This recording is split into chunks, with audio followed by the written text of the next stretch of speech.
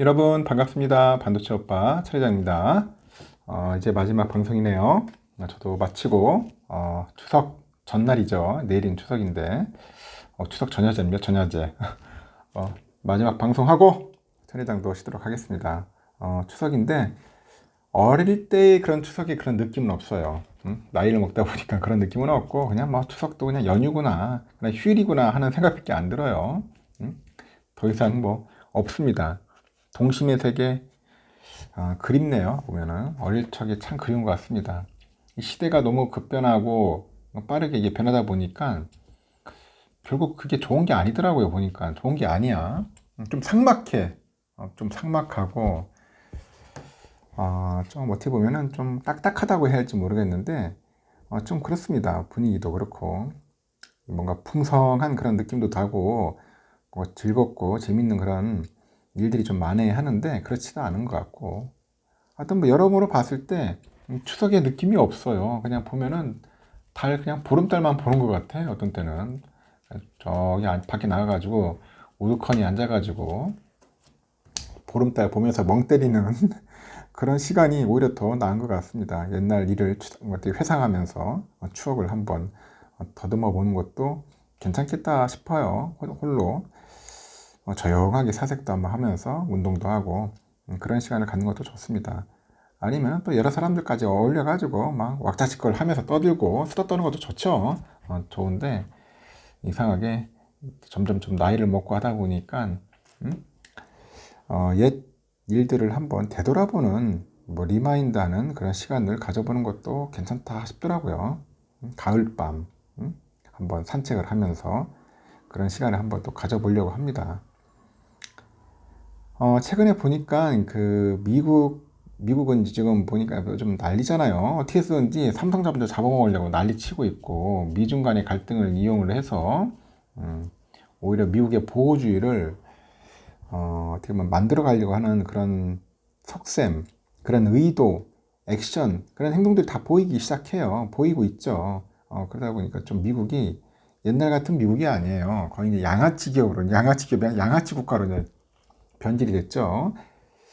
그래도 뭔가 예전에는 미국이 대장 노릇을 하면서, 이게 반장 역할이라고 할지 모르겠는데, 이렇게 질서도 이렇게 만들어주고, 어떻게 보면 질서 유지도 이렇게 안정화시켜주면서 이끌어갈 수 있는 일종의 참 리더 역할을 했는데, 지금은 리더가 아니고 거의 뭐 깡패죠. 어떻게 보면은. 자기 나라 이익에 반하면은 꼭 밟고, 이겨나가려고 하는 그런 국가로 이제 변질이 됐어요. 변질. 그런 거 보면 참 씁쓸합니다. 뭐가 씁쓸하냐? 뭐 미국을 요tuk할 게 아니라 우리 스스로가 힘을 키운다는 거야. 우리나라가, 우리 국가, 우리 국가가 힘이 있어야 한다는 겁니다. 국방력도 있어야 하고 경제력도 있어야 하고 모든 면에서 강한 힘을 가지고 있어야 한다는 거죠. 살기 위해서 어쩔 수 없어요. 여러분 아시잖아요. 지금 러시아하고 우크라이나 전쟁 보면서 우크라이나 보세요. 힘이 없으니까 저렇게 또 러시아한테 박살나기도 하고, 핵 잘 갖고 있다가 핵 포기하는 바람에 저런 꼴 된 거 아닌가 하는 생각도 들어요. 핵을 보유했더라면은 함부로 러시아가 저렇게 전쟁도 일으키지도 않았을 거예요. 우리도 빨리 강력한 힘이 있어야 돼요. 핵을 보유하든지 말든지 뭐 하여튼 그걸 떠나서 하여튼 강한 힘이 있어야 돼.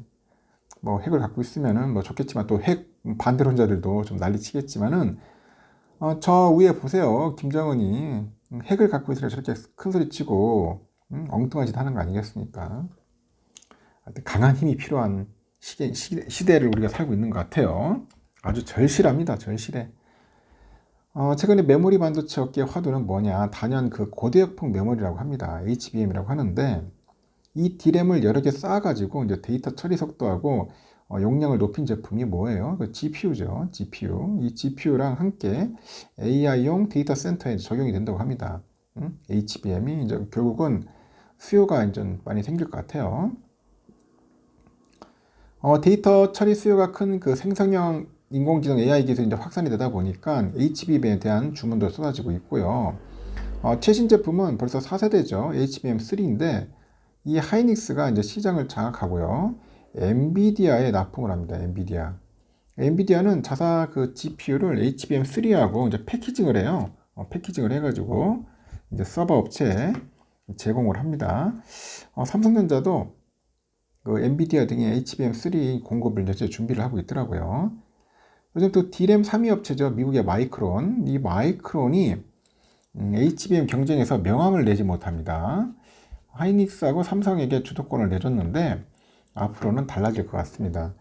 마이크론은 27일 날 2023 회계년도 4분기 실적 발표를 보니까 HBM 시장을 적극 공략하겠다 그런 뜻을 나타냈어요. 그러니까 한국의 반도체 기업과의 경쟁을 현재 예고한 거죠. 지금 보니까 스미트 사다나 마이크론의 그 CBO도 이날 로이터하고 인터뷰에서 보니까 현재 그 세대의 HBM 칩을 건너뛰고요.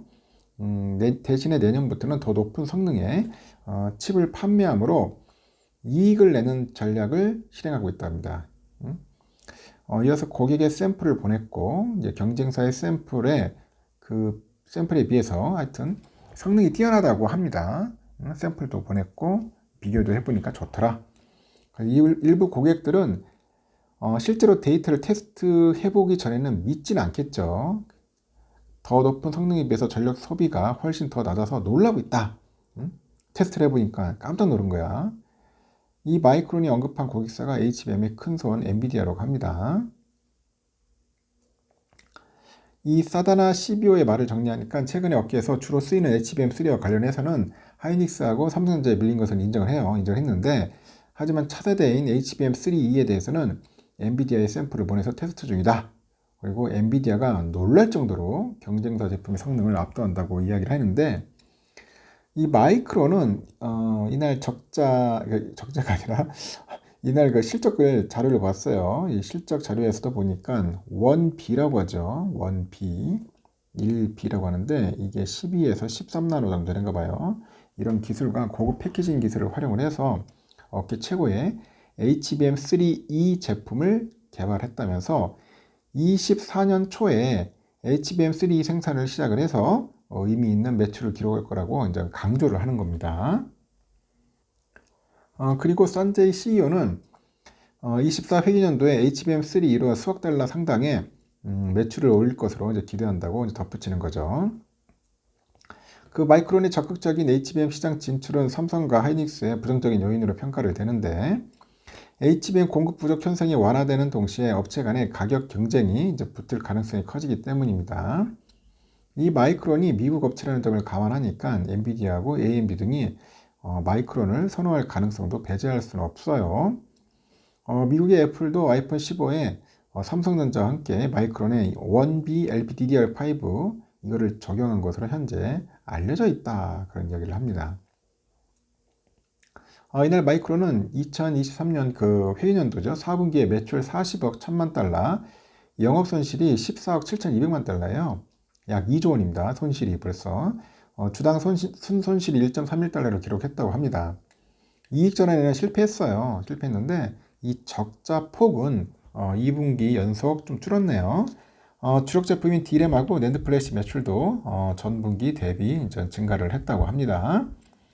24회기년도 1분기 전망은 매출 42억에서 46억 달러 정도 될 것 같고 주당 순손실이야 1.07달러로 제시합니다. 그 증권사 전망치 평균인 주당 0.95달러 손실보다도 뭔가 부정적인 전망에 마이크론 주가는 실적 발표 이후 3% 하락세를 나타냈습니다.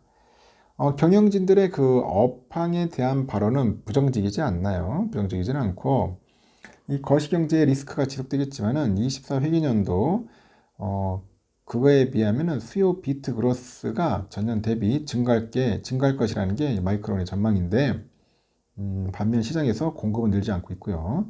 삼성과 하이닉스, 마이크론의 그 감산으로 시장이 D램하고요. 낸드 플래시 공급량이 감소했기 때문에 그렇게 이야기를 하는 것 같아요. 마이크론은 이 같은 추세가 24년도에도 지속될 거다 이렇게 예상을 합니다. 관심사였던 PC하고 스마트폰, 자동차 고객사의 그 반도체 재고는 정상 수준으로 거의 돌아왔다는 게 마이크론의 판단인 것 같아요.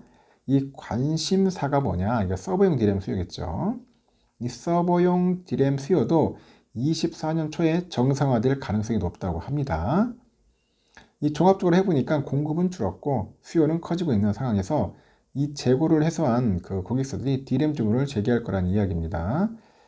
그래서 산제이 CEO는 24년 회기년도에는 가격과 수익성이 지속적으로 나아질 거다.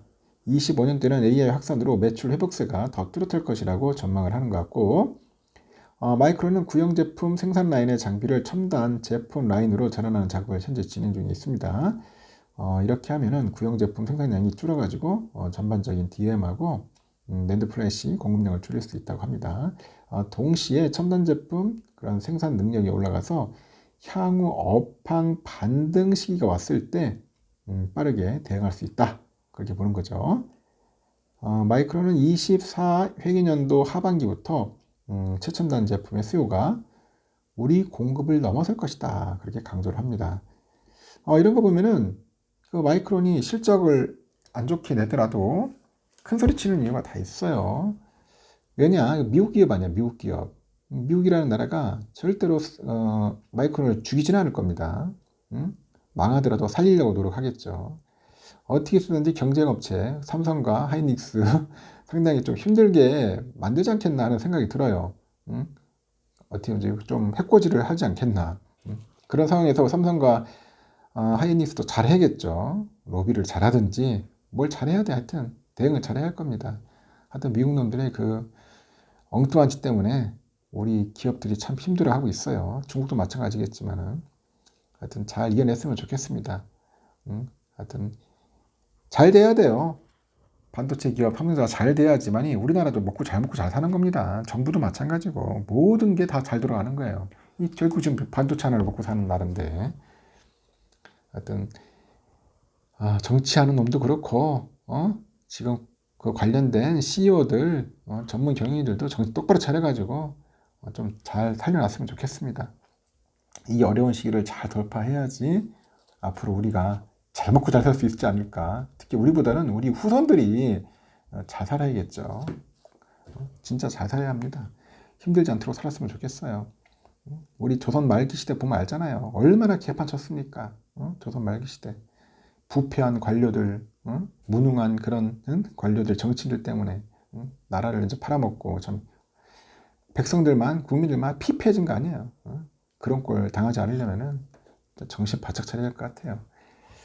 여기까지 하겠습니다. 갑자기 뭐 엉뚱한 소리 하는 것 같아서 하고 하여튼 여러분 추석 잘 보내시고 편안한 밤 보내시기 바랍니다. 내일 새벽 6시에 뵙도록 할게요. 여러분 굿나잇.